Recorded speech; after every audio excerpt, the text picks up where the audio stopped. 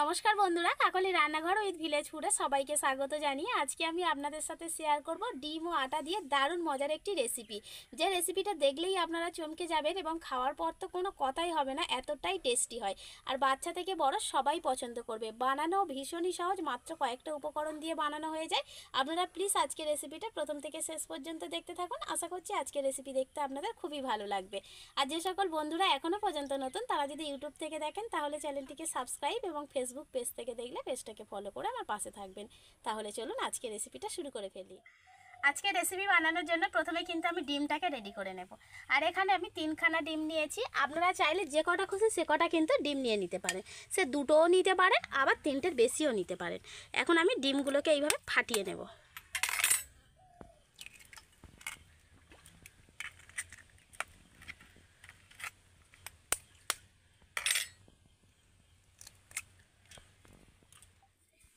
এবার আমি এই ডিমের মধ্যে কয়েকটা উপকরণ অ্যাড করব। প্রথমেই আমি দিয়ে দেব পেঁয়াজ কুচি, টমেটো কুচি, কাঁচা লঙ্কা কুচি, দেব লবণ পরিমাণ মতো, আর দেব হলুদ গুঁড়ো পরিমাণ মতো। এবার আমি ভালো করে ডিমটাকে এইভাবে ফেটিয়ে নেব।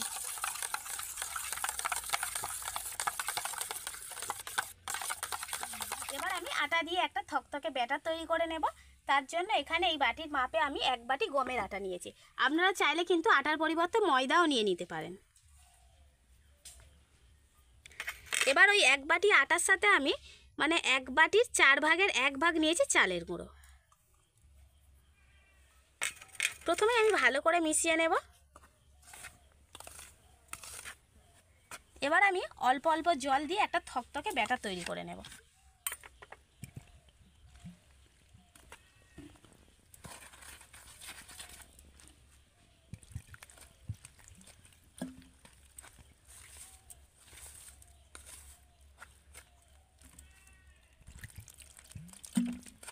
এবার আমি ডিমটাকে ভেজে নেব। তার জন্য কড়াই বসিয়ে দিয়েছি। কড়াইতে দিয়ে দেব সাদা তেল। তেলটাকে আমি ভালো করে একটু গরম করে নেব। এবার ডিমটা আমি কড়াইতে দিয়ে দেব, দিয়ে একটা বড় করে ডিম ভেজে নেব। এইভাবে ঘুরিয়ে ফিরিয়ে বড় করে কিন্তু ডিমটাকে ভেজে নিতে হবে। ডিমটাকে কিন্তু এইভাবে ভালো করে উল্টে পাল্টে ভেজে নিতে হবে। ডিমটা আমার ভালোভাবে ভাজা হয়ে গেছে। এবার আমি ডিমটাকে নামিয়ে নেব। এবার আমি এই ভেজে রাখা ডিমটাকে সুন্দর একটা শেপে কেটে নেব। প্রথমে আমি ডিমটাকে এরকম লম্বালম্বি করে দুটো ভাগে ভাগ করে নেব। আপনারা কিন্তু নিজেদের পছন্দ মতো শেপে ডিমটাকে কেটে নিতে পারেন। আমি আমার মতো করে কাটছি। এবার লম্বা করে কাটলাম। এবার আমি আড়াআড়ি করে এইভাবে ডিমটাকে কেটে নেব।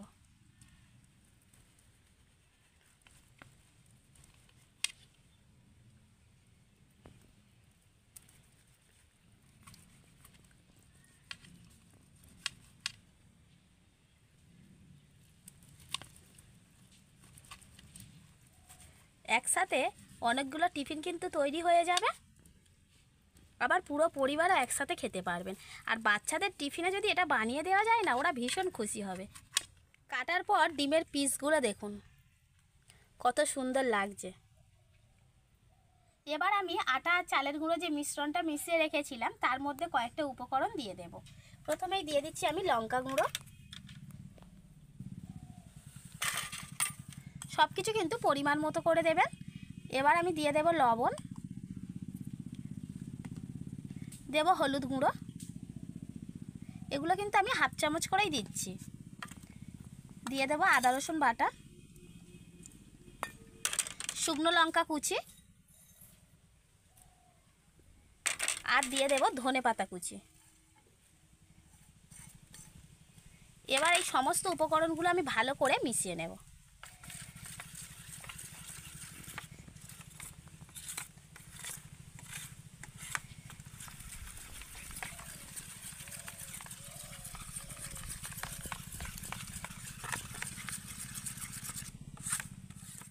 কড়াইতে তেল আমি গরম করতে দিয়ে দিয়েছি, তেল গরমও কিন্তু হয়ে গেছে। এবার আমি যে ব্যাটারটা গুলে রেখেছিলাম সেই ব্যাটারের মধ্যে একটা করে ডিমের পিস এখান থেকে নিয়ে এইভাবে চুবিয়ে নেব। এপিট ওপিট করে কিন্তু আমি ভালো করে ব্যাটারের মধ্যে এইভাবে ডুবিয়ে নেব। নেওয়ার পরে এইভাবে তুলে নিয়ে তেলের মধ্যে ছেড়ে দেব। আস্তে করে নিয়ে এইভাবে তেলের মধ্যে ছেড়ে দেব। আর একসাথে কিন্তু অনেকগুলো ভেজে নেওয়া যাবে। আর একদম মাঝারি আঁচে ভাজতে হবে এগুলোকে। আর ব্যাটারের থিকনেসটা না খুব বেশি পাতলা করবেন না, আবার খুব বেশি মোটাও রাখবেন না।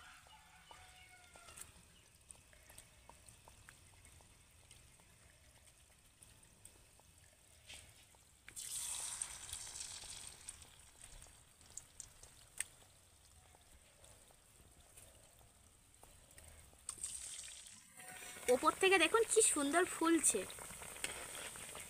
এবার আমি একে একে উল্টে দেবো এইভাবে। আর এইভাবে উল্টে পাল্টে ভালো করে একদম মুচমুচে করে ভেজে নিতে হবে।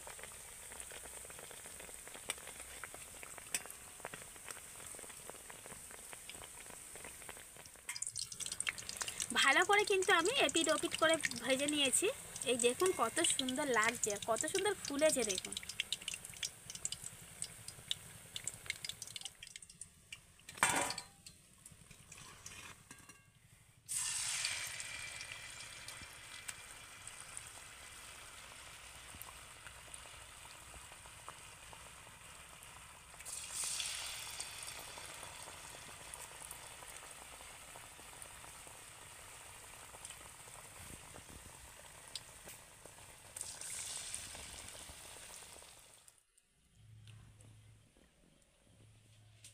সবগুলো আমার ভাজা হয়ে গেছে। আর দেখুন কত সুন্দর লাগছে এগুলো ভাজার পর। ওপর থেকে ধনেপাতাগুলো দেখা যাচ্ছে তো, সবুজ সবুজ, দেখতে বেশি ভালো লাগছে। আর প্রত্যেকটা কিন্তু খুবই মুচমুচে হয়েছে। আওয়াজ শুনে নিশ্চয়ই বুঝতে পারছেন প্রত্যেকটা একই রকম হয়েছে। একটা ভেঙেও আমি আপনাদেরকে দেখাচ্ছি, দেখুন ভিতর থেকে কতটা সুন্দর হয়েছে। এই দেখুন ভিতরে পুরোটাই ডিমে ভরা।